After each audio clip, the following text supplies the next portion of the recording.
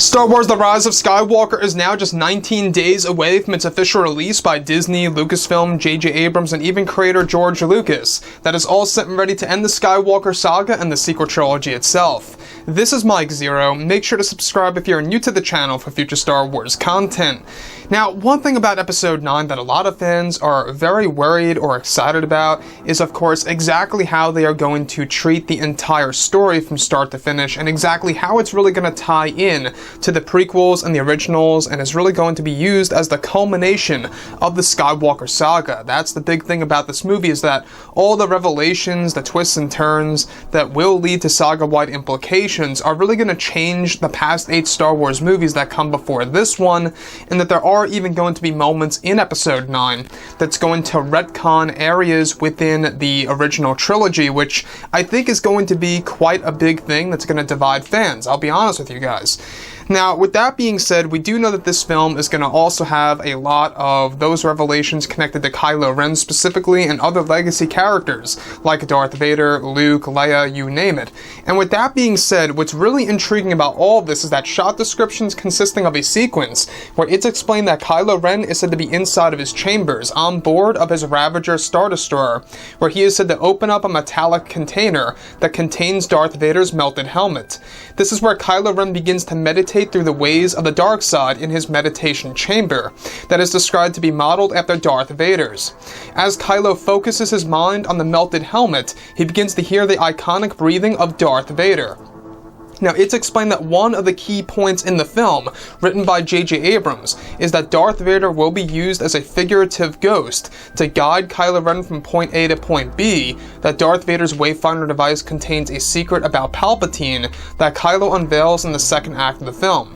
It's that once Kylo Ren finds his way over to the world of Exegol, Kylo Ren meets with Darth Sidious on his deathbed, where Sidious unveils that he is on the verge of death, and that he can promise the power of Darth Vader to Kylo Ren.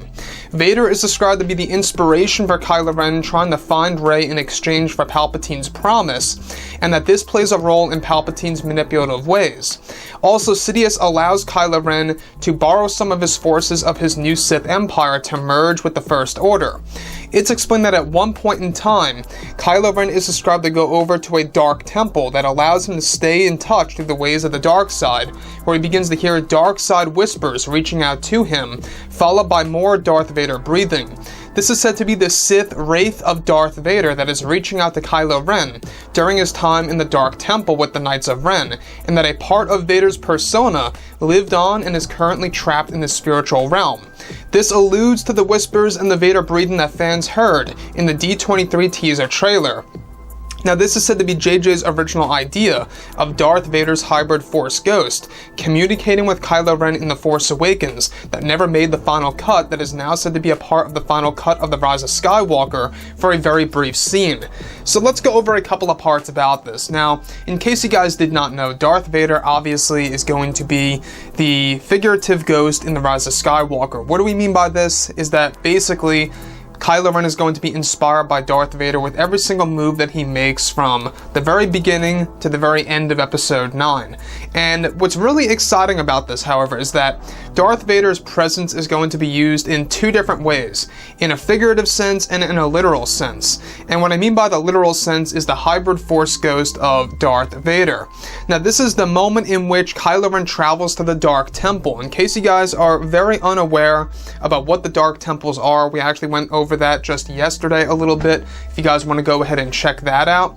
The Dark Temples are all located throughout the galaxy on all different corners, including the unknown regions. In fact, Palpatine's new throne room on Exegol was originally a Dark Temple, hence why the throne itself is far different than Palpatine's in, of course, the original trilogy. It's ancient.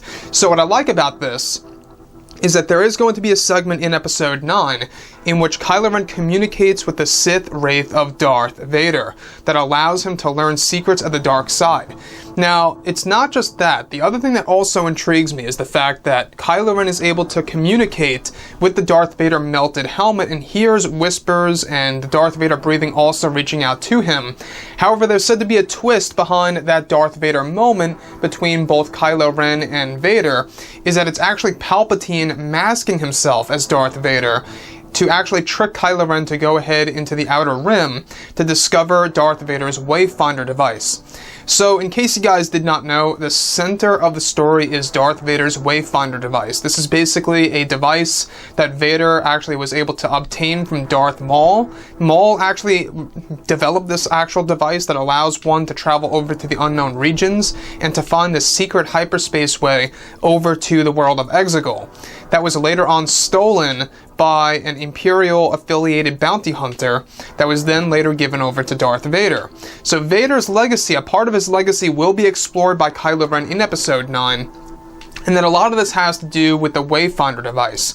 So the thing that also intrigues me and how Kylo Ren really is kind of a mirrored version of Anakin is that Palpatine promises the power of Darth Vader that basically Vader had for decades on end to Kylo Ren.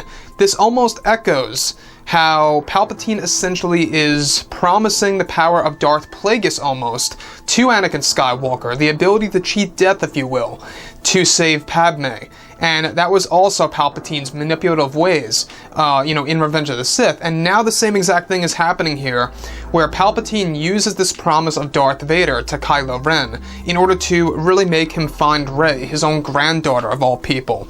This is the exact moment in which, by the way, Kylo Ren finds out exactly who Rey really is, and that Kylo Ren has two incentives. He wants to learn the power of Darth Vader from Darth Sidious and become a Sith, and not just that, there's also a moment in which he actually learns about Rey's lineage and is intrigued about that and realizes that he must turn her to the dark side. The only thing that contradicts The Last Jedi is that obviously in the throne room, Kylo Ren wanted nothing to do with the Sith, the Jedi, Skywalker, Snoke, the Rebellion, let it all die, right? So that whole entire segment in The Last Jedi, it seems like it's a little contradictory now in The Rise of Skywalker, right? Now, the other piece that I do want to touch on is how the meditation chamber in, of course, The Rise of Skywalker that belongs to Kylo Ren is said to be modeled directly after Darth Vader's meditation chamber that he used in The Empire Strikes Back, as we saw in the original trilogy back in the 1980s, when they were actually exploring, the original trilogy and how George Lucas explored that part of Darth Vader's life of having the helmet taken off. What I like about that is that, of course, this is another example of Kylo Ren falling into the footsteps of Darth Vader, where in this movie, Rey's gonna fall into the footsteps of Luke Skywalker's fall to the darkness. Not the dark side, but his fall to the darkness, such as him isolating himself on Act 2, as we went over today. There's gonna be a segment at the very end of Act 2, where Rey goes over to Act 2 to isolate herself and abandon herself on the island and to never go through with the ways of the Jedi again. That's basically Rey's example of following Luke's path, and now you have Kylo following Vader's path. It's a very interesting story when it comes to that in that particular way. The only thing that I think a lot of fans are going to be divided over is the fact that Palpatine is still alive in this movie. That's one thing about this movie, is that a lot of fans really can't quite come up with a real answer on whether or not this is going to destroy the franchise or not as of right now. This actual segment in which Palpatine is said to be alive, and it's the original body of Palpatine, mind you, on the verge of death at this point in time, because he actually was able to use a specific ability to make himself go over to the world of Exegol, and he actually lived well after the events of Return of the Jedi, and that Darth Vader never killed him, and hence Anakin's sacrifice is pretty much a little pointless at this point in time. I know some of you guys out there will disagree with me, but when we look at it in hindsight, right, when we look at Return of the Jedi, the whole sacrifice was not just to save his son Luke, but it was also to destroy the Sith, the Chosen One prophecy, right? And that's the thing about Vader, and that's the thing about Anakin, and that's kind of what's broken right now because of The Rise of Skywalker. And that's my only big and major concern of how it's going to change Return of the Jedi, right? So that one element does indeed kind of change how we view Episode 6 now when we go ahead and watch those movies and what it leads to in The Rise of Skywalker. So anyways, guys, drop a comment below. Let me know what you think about all of this in the comments. And if you guys did enjoy the content for today, do make sure to drop a thumbs up on this video to support the channel. I thank you all so very much for the kind support, and I'll catch you guys next time.